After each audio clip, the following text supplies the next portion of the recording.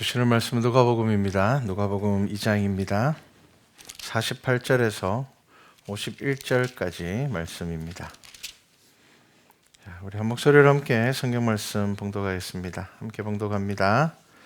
그의 부모가 보고 놀라며 그의 어머니는 이르되 아이야 어찌하여 우리에게 이렇게 하였느냐.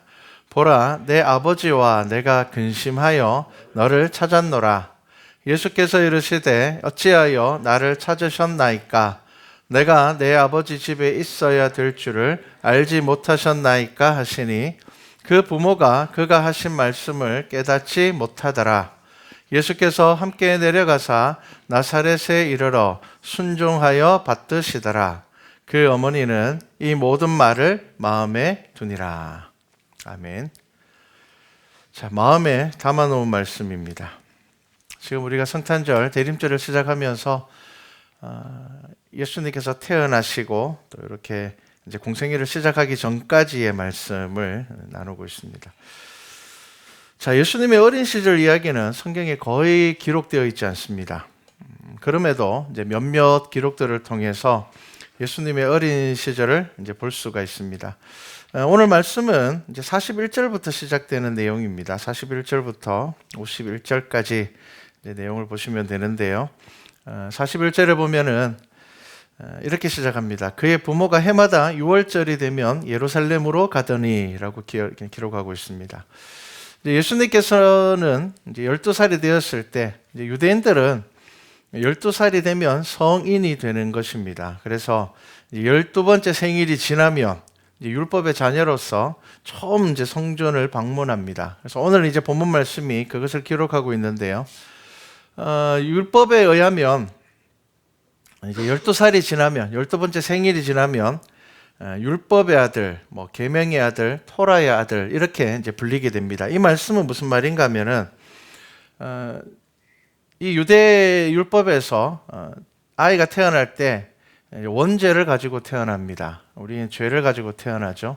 그래서 우리가 죄를 우리의 삶에서 다스리지 못합니다. 그런데 이제 12살이 지나면 이제 하나님의 말씀으로 자신의 삶을 다스릴 수 있다. 그래서 이제 성인이 된다라고 표현을 합니다. 자, 예수님의 부모는 요셉과 마리아는 매년 유월절 절기를 지켰습니다. 그리스도의 부모로서 그들은 묵묵히 하나님의 비밀을 간직한 채 최선을 다해서 규례를 지켰습니다. 그리고 이제 예수님의 12번째 생일이 지나고 난 이후에 이제 율법에 따라서 예수님을 데리고 함께 성전을 올랐습니다. 이 당시 이 규례에서는요, 여자들은 조금 자유로웠습니다. 여인은 규례에서 약간 자유로움이 있었습니다. 그럼에도 불구하고 마리아는 41절 말씀을 보면 부모가 해마다 6월절이 되면 예루살렘으로 갔다라는 이렇게 기록하고 있죠. 그러니까 이 요셉과 마리아는 이 요셉만 올라갈 수 있음에도 불구하고 이 마리아는 자신의 어떤 삶을 그리고 자신의 시간에서 이 하나님의 규례를 지키는 것에 최선을 다했다는 것입니다. 당시 마리아는요, 그의 마음속에 여러 가지 말씀을 담고 있었습니다. 우리가 이제 첫 주부터 쭉 보았던 것처럼 마리아는요, 목자들이 하는 말과 동방박사가 하는 말, 그리고 시므온이 했던 말, 안나가 했던 말, 그 모든 것들을 마음에 새겼습니다. 그렇기 때문에 이 성전의 엄숙한 예배에 기꺼이 따라 나섰습니다. 말씀을 마음에 품고 산다라는 것은 바로 그런 것입니다. 내가 하고 싶으면 하고 하기 싫으면 안 하고 그것이 아니라 내 속에 있는 하나님의 말씀을 따라서 살아가는 것입니다. 그러니까 이 말씀을 마음에 품은 마리아의 믿음은요, 힘든 수고도 마다하지 않았습니다. 당시에 이제 유월절 절기를 지키러 올라가는 것은요, 그냥 가족 단위로 올라가지 않습니다. 왜냐하면 굉장히 먼 거리고요. 그리고 또 이제 절기 때가 되면 많은 사람들이 절기를 지키러 올라가기 때문에 때로는 친족 단위로 혹은 마을 단위로 그렇게 같이 올라갔습니다. 그 당시에는 가까운 친척들끼리는 거의 모여 살았으니까요. 그러니까 거의 큰 무리가 이동을 하는 거죠.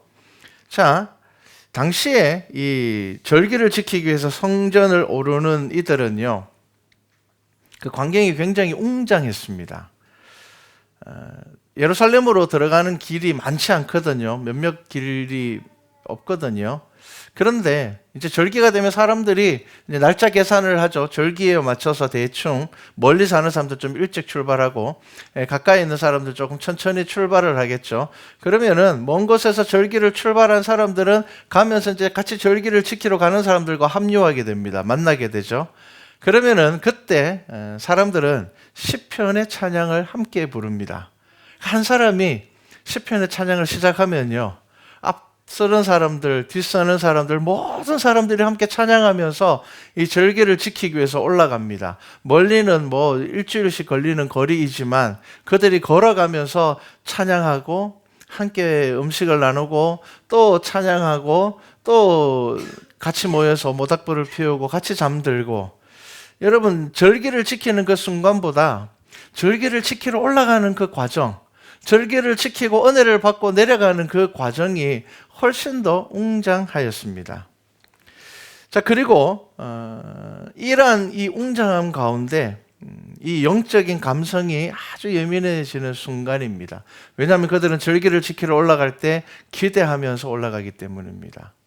여러분, 어떤 사람이 하나님의 말씀을 마음에 품고 살아갈까요? 기대하는 사람입니다. 여러분들이 토요일만 되면은 주일 예배를 기대했으면 좋겠습니다. 근데 막 예배 생각하면은 막 피곤하고 그러지 않았으면 좋겠습니다. 하나님의 말씀을 기대했으면 좋겠습니다. 자, 이 순례자의 무리들이 이제 절기를 지키기 위해서 올라가는 이 순례자의 무리들이 이제 성전 가까이 다가가면요, 뭐 베들레헴과 같은 성전 주변에 있는 이 마을에는요, 많은 사람들이 순례자들을 환영합니다. 왜냐하면은 그들은 가까이 살기 때문에 절기를 지키러 이렇게 먼 길을 가는 것을 잘 모르거든요. 그 대신 그들이 그렇게 먼 길을 오는 것을 압니다. 그렇기 때문에 그들의 수고를, 그리고 그들의 마음을 복돋아 주기 위해서 순례자들을 환영합니다. 그리고 이제 마을마다 각 지역에서 몰려든 이 랍비들과 거룩한 토론과 논쟁이 이어졌습니다. 자, 12살 때 성전을 올라가는 그 마음은 굉장히 특별합니다. 왜냐하면 처음이거든요. 성전을 보는 게 처음이거든요. 그리고 그 당시에 이 예루살렘 성전은요, 그것을 보는 이 처음 보는 아이들의 마음을 다 빼앗아 버릴 만큼 웅장했습니다. 지금 우리가 뭐 옛날에 시골 사람들이 서울에 가면은 와, 눈 감으면 코 베어 간다고 조심하라고 하죠. 근데 그 당시에 이 예루살렘은 훨씬 더 웅장했습니다. 지금도 예루살렘 성지순례를 가면은 그 웅장함이 있는데, 이 2000년 전에 이 예루살렘 성전을 향해서 올라가는 사람들은 어땠겠습니까? 자, 그러다 보니까 이 처음 성전을 오르는 아이들은요, 성전의 웅장함에 그 위험에 온통 마음을 빼앗겼습니다. 그런데 오늘 우리가 이 본문 말씀을 보면요, 예수님은 그때에도 성전의 겉모습이 아니라 그 내면을 보시는 분이셨습니다. 그래서 그곳에서 말씀하셨고 하나님의 지혜를 나타나셨습니다. 눈에 보이는 것에 마음을 빼앗기지 않은 예수님은 그들과 묻기도 하고 대답하셨습니다. 자, 당시에 이 절기를 지키기 위해서 큰 무리가 올라가기 때문에 우리 집 애들 챙기고 뭐 이런 거 잘 없습니다. 그리고 가족, 친족 단위로 올라가고 마을 단위로 올라가다 보니까요, 뭐 아이들은 여기서 자기도 하고 저 집에 가서 자기도 하고, 그리고 그 무리가 작지 않았기 때문에 그냥 당연히 아이들이 있다고 생각을 합니다.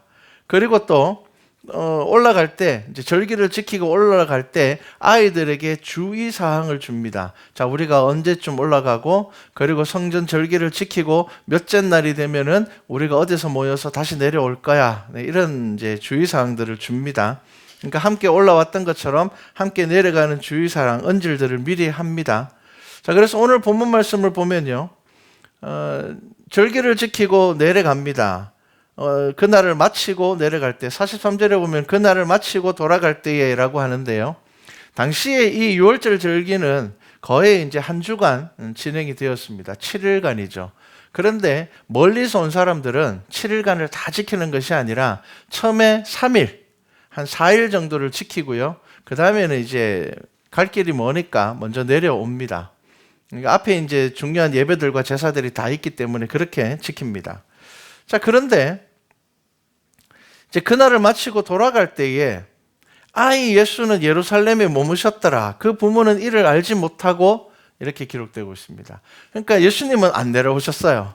그런데 부모들은 내려왔습니다. 지금 우리가 생각하면 어떻게 아들을 두고 갈까라고 생각하지만 그 당시에는 큰 무리가 함께 이동을 하기 때문에 그것에 대해서 이제 그 무리 속에 있을 것이다라고 생각을 합니다. 44절에 보면요. 동행 중에 있는 줄로 생각하고 하룻길을 갔습니다. 그리고 친족과 아는 자 중에서 찾았는데 찾지 못했습니다. 그러니까 하루 정도는 하여튼 어디 가서 다른 친척 집에 가 있겠지, 다른 이웃 집에 가서 애들이랑 같이 있겠지라고 생각을 했는데 없어요. 그러다 보니까 찾았는데 없어요. 그러니까 어떻게 됩니까? 45절에 만나지 못하며 찾으면서 예루살렘으로 돌아갔더니라고 합니다. 빠르게 돌아간 것이 아니라 혹시 예수님께서 뒤처졌을까 싶어서 그 예수님을 찾으면서 그렇게 가는 겁니다. 지금처럼 여러 가지 길이 있는 것이 아니라 대로로 다녔거든요. 왜냐하면 강도가 많았고 여러 가지 위험 상황이 많았기 때문에 길들이 막 여러 가지 있는 것이 아니었습니다. 그리고 대부분 사람들은 걸어서 낙타를 타거나 이렇게 갔기 때문에 찾으면서 올라가는 것입니다. 자, 그리고 언제 찾는가 하면요. 46절 말씀을 보면 사흘 후에 성전에서 만난 적이라고 합니다. 자, 사흘 동안, 그러니까 하룻길을 왔는데 사흘 동안 올라갔다는 것은 무리중에서 찾으면서 천천히 확인하면서 또 어긋나 버리면 안 되니까요. 그렇게 올라갔습니다. 자, 그런데 예수님께서 뭘 하고 계셨는가 하면은 뭘 하고 계셨습니까? 그가 선생들 중에 앉아서 그들에게 듣기도 하시며 묻기도 하시니 듣는 자가 다 그 지혜와 대답을 놀랍게 여기더라. 이렇게 기록하고 있습니다.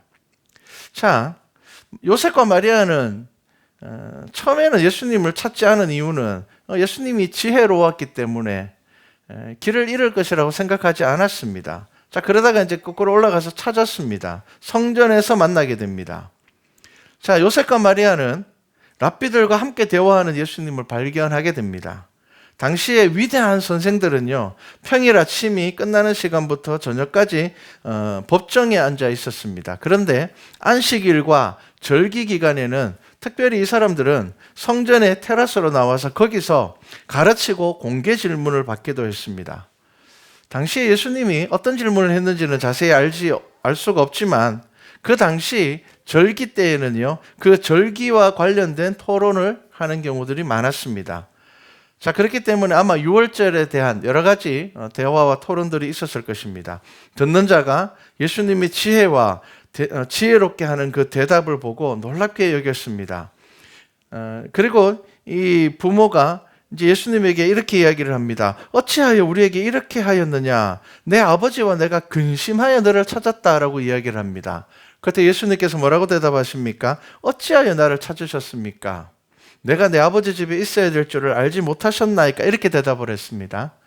자, 이 예수님과 이 부모의 대화를 통해서 아주 우리가 중요한 것을 하나 알 수가 있는데 그게 뭐냐 하면요. 요셉과 마리아는 예수님의 탄생과 관련된 여러 가지 이야기를 이미 예수님과 공유하고 있었고 예수님께서 자라나는 과정 가운데서 이미 예수님께서는 자기가 그리스도이심을 드러내고 있었다는 것입니다. 그러니까 절기를 다 지키지 않고 절기를 안 지킨 것은 아닙니다. 끝까지 지키지 않고 내려가기로 했는데 예수님은 끝까지 지키셨습니다. 절기를. 끝까지 지키셨어요. 그리고는 내려오신 겁니다. 자, 그러면서 이 예수님을 잃어버린 이 어머니의 질문에 너무 조급해하고 야, 너 어떻게 우리한테 왜 우리가 했는 말을 지키지 않았느냐? 왜 따르지 않았느냐? 그 질문에 예수님의 대답은요. 왜 알지 못합니까? 였습니다. 왜 알지 못하십니까? 어린 예수를 양육하는 마리아에게는요. 많은 조심성과 영적인 당혹감이 있었을 것입니다. 예수님께서 태어났을 때 그들이 보았던 천사의 영과 하늘의 찬양들, 그리고 자신이 낳은 예수는 육신의 자녀가 아닌 언약의 자녀 그리스도였습니다. 우리 어머니들이 첫 자녀를 키울 때 얼마나 당혹스럽습니까? 키우면서도 무슨 생각합니까? 내가 이거 잘 키우는 것이 맞을까? 늘 그런 질문들을 합니다. 내가 이렇게 키우는 거 맞을까? 왜냐하면 아이도 처음 태어났지만 부모도 처음 키우는 거거든요. 그러다 보니까 여러 가지 고민이 있습니다. 그런데 여러분, 마리아에게는 얼마나 큰 고민이 있었을까요? 그냥 내 자녀를 키우는 것이 아니라 그 놀라운 영광과 그 동방박사들, 시므온, 안나, 목자들 이런 놀라운 것을 통하여서 태어나신 예수 그리스도를 그가 키우고 있는 것입니다. 양육하고 있는 것입니다. 아마 마리아에게는 우리가 생각할 수 없는 그 고민이 있었을 것입니다. 특히나 예수님은 공생애를 시작하시기 전에 세례 요한에게서 세례를 받으시기 전에는 특별한 능력을 나타내지는 않으셨습니다. 그렇기 때문에 우리는 마리아의 고민이 얼마나 컸을지 그의 마음을 짐작할 수 있을 것입니다. 내가 정말 그리스도를 제대로 키우고 있는 것일까? 내가 정말 그리스도 예수를 키울 만한 내가 자격이 있을까? 여러 가지 고민들이 늘 그 속에 있었을 것입니다. 그리스도인 예수를 이렇게 키우면 될까? 하지만 그것은 고민한다고 해결할 수 있는 문제는 아니었습니다. 그런 마리아에게 그리스도의 어머니이면서 육신의 어머니의 자리를 극복하지 못하는 마리아에게 예수님께서는 분명하게 자신이 누구인지를 이제 10여 년이 지나 희미해진 그 기억을 때로는 마음 가운데 갈등하고 고민하는 그 어머니 마리아에게 예수님은 자신이 누구신지 분명하게 말씀하고 있습니다. 내가 내 아버지 집에 있어야 될 줄을 알지 못하셨습니까? 자, 예수님은 사흘 동안 자신을 찾아다닌 이 육신의 부모에게 다시 한번 그들의 영적인 사명을 각인시켜 주셨습니다. 서른의 공생애를 시작하시기 전에 이 사건은 요셉과 마리아에게 어떤 조급함보다는 마음의 위로가 되었을 것입니다. 예수님은 유월절 절기를 온전히 지키셨습니다. 그냥 예수님은 그냥 절기를 지키기 위해서 성전에 온 것이 아니라 그의 아버지 집에서 자신을 드러내고 나타내셨습니다.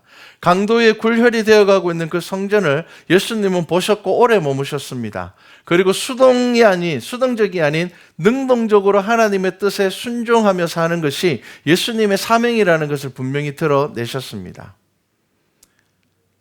요한복음 4장 34절에 예수님께서는 자신의 사명에 대해서 이렇게 말씀하십니다. 나의 양식은 나를 보내신 이의 뜻을 행하며 그의 일을 온전히 이루는 이것이니라. 예수님은 이 땅에 오시는 그 순간부터 십자가에 달려 죽으시고 부활하시고 승천하는 그 순간까지 예수님께서는 하나님의 뜻 가운데 행하신 것입니다. 자, 어린 예수님의 대답은 부모를 놀라게 했습니다. 그리고 다시 한번 그들이 자신이 그리스도의 부모임을 깨닫게 하셨습니다. 자, 그리고 예수님은 즉시로 그 부모와 함께 나사렛으로 돌아왔습니다. 그리고 공생애를 시작하기 전까지 순종하며 살았습니다. 자, 12살 때 성전에 올라가셨고 30살까지 성경의 기록은 없습니다. 그런데 중요한 말씀이 있습니다. 자, 그 부모가 그가 하신 말씀을 깨닫지 못하였습니다. 그럼에도 불구하고 마리아는요, 이 모든 말을 마음에 담아 두었습니다. 여러분, 하나님의 말씀은 모두를 다 이해할 수 없습니다. 제가 목사라고 해도 성경 말씀 읽으면 다 이해하겠습니까? 신학적으로 학문적으로는 이해할 수 있을지 모르지만 이것이 내 삶 가운데서 온전하게 이루어지는 것, 내 삶 가운데서 어떻게 이것을 바라보아야 되는지 온전하게 깨닫지 못할 때가 있습니다. 하지만 중요한 것은 하나님께서 내게 주시는 말씀을 마음에 담아두는 것입니다. 언젠가는 하나님께서 그 말씀을 통하여서 내게 알게 하실 것입니다. 여러분, 마리아는 이 모든 일을 마음에 담아두는 사람이었습니다. 마리아의 믿음은 모든 말씀을 마음에 담아두는 믿음이었습니다. 그리고 마음에 담아두었던 그 모든 말씀으로 인하여서 이 마리아는 공생애를 시작하는 예수님을 떠나보낼 수 있었고요. 그리고 모함당하고 믿었던 제자들도 도망가버리고 홀로 채찍에 맞고 십자가를 오르는 예수님을 지켜볼 수 있었고요. 마지막까지 인내할 수 있었습니다. 왜 그렇습니까? 그의 마음에 어떤 말씀이 담겨 있었습니까? 시므온은 그에게 이사야서의 말씀을 그에게 전하여 주었습니다. 네 마음이 칼로 찌르는 것 같을 것이다. 여러분, 그것이 예수 그리스도를 키우는 어머니의 마음이었습니다. 마리아는 그 말씀도 자기의 삶에 담아 두었습니다. 그렇기 때문에 그는 결국 하나님의 영광을 보게 됩니다. 그가 모든 말씀을 자신의 삶 가운데서 잊지 않고 담아두었기 때문입니다. 여러분, 어떤 사람이 주의 일에 참여하며 주의 사명을 감당할 수 있겠습니까?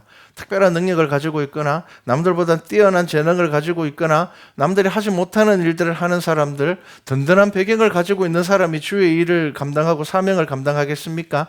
그것이 아닙니다. 성경은 분명히 저와 여러분들에게 말씀합니다. 마음에 하나님의 말씀을 담아놓는 사람들을 하나님께서 쓰시는 것입니다. 여러분, 하나님의 말씀은 우리에게 생명의 말씀입니다. 그리고 여러분, 이 생명의 말씀을 여러분들의 삶에서 경험해야 됩니다. 제가 지난 5월 달에 한 간증을 들었는데요. 제가 제 개인적으로 저 혼자 들어가는 카페가 있는데 제가 뭐 특별한 것을 보면 거기다 좀 꺼적거리면서 적어 놓습니다. 지난 5월 달에 한 간증을 들었는데 이 간증이 어떤 간증이냐면요. 20대 때 출가를 해서 절의 주지로 17년간 산 분입니다. 그러니까 스님이셨죠. 근데 이분이 이제 어느 질병에 걸렸는데 사형 선고를 받았습니다. 이제 얼마 살지 못한다. 자, 그런데 이 죽음에 대한 선고를 딱 받고 나니까 자신이 배운 이 가르침에는 죽음 이후의 길이 없다는 사실을 발견하고 절망하게 됩니다. 내 몸에 아무런 문제가 없을 때, 내가 건강할 때, 내 형편이 뭐 괜찮을 때 이 철학적인 가르침이 굉장히 매력이 있었습니다. 그래서 자기가 출가를 하였고 주지로 그렇게 살았습니다. 그런데 막상 죽음이 눈앞에 딱 다가오니까 내가 가지고 있던 이 철학적인 지식이 아무 의미가 없다라는 것을 깨닫게 되었습니다. 자기가 배운 그 어떤 경전에도 이 죽음을 대하는, 이 죽음을 이겨낼 수 있는 것이 아무것도 없었습니다. 그런데 그때 20대 때에 아주 잠시 다녔던, 친구 따라서 몇 번 갔던 교회가 생각이 났습니다. 그때 들었던 하나님의 말씀이 기억이 났습니다. 절의 주지로 억대의 연봉을 받았던 그가 모든 것을 포기한다는 것은 쉽지 않습니다. 그리고 특히나 이 사형 선고를 받은 이 상황에서 그가 하나님을 만나고 그가 죽지는 않았지만 큰 장애를 입게 되었습니다. 그 가운데서 성경 말씀을 묵상하면서 그의 삶이 변화되었습니다. 그런데 그 안에 갈등이 생겼습니다. 뭘까요? 이제 나는 장애자가 되었습니다. 걷지 못합니다. 그런데 문제는 내가 다시 절로 돌아가면은 장애가 있다 하더라도 나는 보살핌을 받으며 살 수가 있습니다. 왜냐하면 17년 동안 내가 주지로 있었기 때문입니다. 그런데 그는 이제 예수 그리스도의 말씀을 통해서 그가 삶이 변화되었습니다. 그렇기 때문에 예수 그리스도를 믿는다는 것은 그의 삶에서 모든 것을 다 포기해야 되는 것이었습니다. 그런데 그는 모든 것을 다 포기하고 내려왔습니다. 그가 이렇게 고백을 합니다. 성경 말씀 가운데 내 머리에 새겨진 말씀이 있는데 그 말씀이 마태복음 18장의 말씀입니다. 우리는 이 말씀을 들으면 조금 예수님 너무 과격한 말씀 하시는 거 아닌가라는 생각이 들 겁니다. 만일 눈이 범죄하거든 눈을 빼어버리라. 한눈으로 하나님의 나라 가는 것이 옳지 않느냐. 그게 더 좋지 않겠느냐. 우리는 들으면 예수님 좀 너무 과격한 말씀 하시는 거 아닙니까? 이왕이면 좀 멀쩡하게 가면 좋을 텐데. 그런데 이 분은 이 말씀이 자신의 마음에 새겨졌습니다. 그래서 이렇게 고백합니다. 나는 장애를 얻었지만 그보다 더 귀한 복음을 만났습니다. 그가 휠체어를 타고 전도하러 다닙니다. 여러분, 말씀을 마음에 담고 사는 사람은 생명을 담고 사는 사람입니다. 순간순간 우리의 고집과 욕심이 내 생각을 앞서려고 할 때에 마음에 말씀이 있는 사람은 그것을 기억하고 그 말씀으로 자신을 다스리는 사람입니다. 마리아가 그리스도의 어머니로서 온전한 삶을 헌신할 수 있었던 것은요, 모든 말씀을 마음에 담았기 때문입니다. 자기에게 주시는 모든 말씀을 마음에 담았기 때문입니다. 하나님께서 모든 어머니에게 주신 선물은 저는 기억력이라고 생각을 합니다. 한 번씩 아내랑 이야기하면 저는 깜짝 놀랄 때가 있습니다. 막 20년 전에 준수 태어났을 때 이야기하면요, 저는 기억이 안 나거든요. 막 처음에 태어났을 때 막 대변 색깔이 어땠다 그러면 그걸 왜 기억하고 있지? 대변 색깔을 왜 기억하고 있을까? 막 그런 생각이 드는데 다 기억해요. 그러면서 순간순간 물어봅니다. 옛날에 예리가 이랬을 때가 있었는데 그러면 저는 아는 척합니다. 기억 안 나거든요.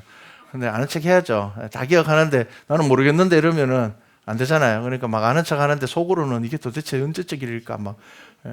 한 번씩 불쑥 언제 이야기라고 안 하고 이야기 꺼내면은 와, 이건 또 언제 일일까 막 그래 고민을 합니다. 그런데 성경 말씀을 묵상하면요, 하나님께서 모든 어머니에게 주신 것이 이 기억력인 것 같아요. 마리아가 계속 그것을 마음에 담습니다. 마음에 담습니다. 근데 중요한 것이 있습니다. 여러분, 무엇을 기억하시고 무엇을 잊어야 하는지를 아셔야 됩니다. 여러분, 하나님의 말씀을 담아야 됩니다. 여러분, 무엇을 담고 사느냐가 중요합니다. 안 담아도 되는 것을 담고 사는 사람들이 너무 많습니다. 잊어야 하는 것들을 담고 사시는 분들도 너무 많습니다. 하나님의 말씀은 들었다가 그냥 쑥 빠져나가 버리는데 그 외의 것들을 내 삶에 담고 사시는 분들이 너무 많습니다. 하나님의 말씀은 듣고 잊어버리는데 사람의 일들만 마음에 가득 담고 사시는 분들이 너무 많습니다. 성경은 저와 여러분들에게 아주 중요한 교훈을 합니다. 에베소서 4장 26절 말씀에 분을 내어도 죄를 짓지 말고 해가 지도록 분을 품지 말고 이렇게 말씀합니다. 여러분, 이 말씀이 뭘까요? 여러분, 분을 내는 거는요, 감정을 가지고 있는 사람들이기 때문에 당연한 것입니다. 여러분, 저도 분을 냅니다. 분 많이 냅니다. 그런데 문제는 뭐라고요? 분을 내도 죄를 짓지 말며입니다. 여러분, 이 분을 우리의 삶에 그대로 두게 되면 죄를 짓게 된다는 겁니다. 해가 지도록 분을 품지 말라고 합니다. 이것은 나를 위한 말씀입니다. 하나님께서 나를 위해서 주시는 말씀입니다. 분을 품고 살아가는 것이 가장 먼저 나의 믿음이 무너지는 것이기 때문입니다. 그렇기 때문에 주시는 말씀입니다. 그런데 우리는 이런 말씀들을 마음에 새기고 또 기억해야 되는데 우리는 늘 복 받는다는 이야기, 우리는 늘 무엇인가 내게 좋은 이야기, 성경 말씀을 묵상을 해도 전체적으로 봐야 되고 그 구절 전체를 봐야 되는데 한 부분만 볼 때가 너무 많습니다. 여러분, 그렇게 말씀을 마음에 담으시면 안 됩니다. 가난한 자는 복이 있나니 천국이 저희 것이미요라고 이야기했을 때 우리는 천국이 저희 것이요만 머릿속에 들어오고요, 가난은 안 했으면 좋겠습니다. 우리의 마음이 늘 그래요. 여러분, 하나님의 말씀을 마음에 담고 살아간다라는 것은요, 내가 좋아하는 말씀만 마음에 품고 살아가면 안 됩니다. 그렇게 말씀을 품고 살아가면요, 10년, 20년, 30년을 신앙생활을 해도 나의 삶은 늘 실망할 일밖에 없습니다. 왜냐하면 늘 복 받는다는 이야기, 늘 좋은 이야기만 품고 살다 보니까 내 속에 들어오는 고난들을 이겨내지 못하기 때문입니다. 여러분, 하나님의 말씀, 내 마음을 찌르는 말씀이라도 여러분 마음에 담으셔야 됩니다. 내가 거부하고 싶은 말씀이라도 여러분, 그 말씀을 하나님께서 내 마음에 주셨을 때는 그것 마음에 담으셔야 됩니다. 마리아가 어떻게 십자가를 지고 그 골고다 길을 올라가면서 사람들에게 조롱을 받고 침뱉음을 받고 그 예수 그리스도를 그가 지켜볼 수 있었을까요? 그가 예수 그리스도께서 태어나셨을 때 시몬을 통하여서 하나님께서 주신 그 말씀을 마음에 담고 있었기 때문입니다. 내 심장에 칼이 들어오는, 칼로 찌르는 것 같은 그 가운데서도 하나님께서 내게 이 말씀 주셨어. 하나님께서 내게 이 말씀을 주신 것은, 이 예수 그리스도가 태어날 때 내게 이 말씀을 주신 것은 바로 지금을 위함이라는 것을 마리아가 알았기 때문입니다. 여러분, 그것이 하나님의 말씀을 마음에 품고 살아가는 사람입니다. 오카는 목사님이 아주 오래전에 이런 설교를 하셨습니다. 이제 목회를 은퇴하시면서 이런 설교를 하셨어요. 목회를 해보니 성도들이 잘 걸리는 병이 있는데 그게 섭섭병이라는 겁니다. 원래 사람은 감정이 있어서 섭섭합니다. 그럴 수밖에 없습니다. 하지만 이 섭섭함을 그냥 놔두게 되면은 하나님한테도 섭섭해야 한다는 겁니다. 하나님이 자기 기도만 안 들어주는 것 같고 하나님이 나만 혼내는 것 같고 그런 마음에 빠지다 보니까 목사가 설교하면은 자기만 보고 하는 것 같아서 섭섭하게 된다는 겁니다. 그러면서 옥하는 목사님이 이렇게 말씀합니다. 정작 하나님이 그런 우리를 보고 얼마나 섭섭해 하실는지 아무도 모른다는 겁니다. 그런 병이 교회에 가득하다는 겁니다. 사랑하는 성도 여러분, 하나님의 말씀을 마음에 담아 놓으십시오. 그런데 여러분들이 좋아하는 구절 찾아서 담아 놓지 마십시오. 하나님께서 그때그때 여러분들에게 주시는 말씀, 그 말씀이 내 마음을 찌르는 말씀이라 하더라도, 지금은 내가 당장 그 말씀에 반응할 수 없다 하더라도 여러분 그 말씀을 마음에 담아 놓으시기 바랍니다. 여러분, 내가 좋아하는 말씀이 아니라 내가 주시는 하나님의 말씀을 담고 살아갈 때에 하나님께서 우리에게 주신 사명을 능히 감당할 수 있게 될 것입니다. 예수님께서는 평화의 왕으로 오셨습니다. 그런데 우리가 평화하지 못하면 무슨 교회가 되겠습니까? 아기 예수 그리스도의 오심을 기억하면서 이미 오신 평화의 왕이신 예수 그리스도를 닮아 다시 오실 예수님께 칭찬받는 우리 말씀과 찬양교회 성도가 되기를 주님의 이름으로 축복합니다.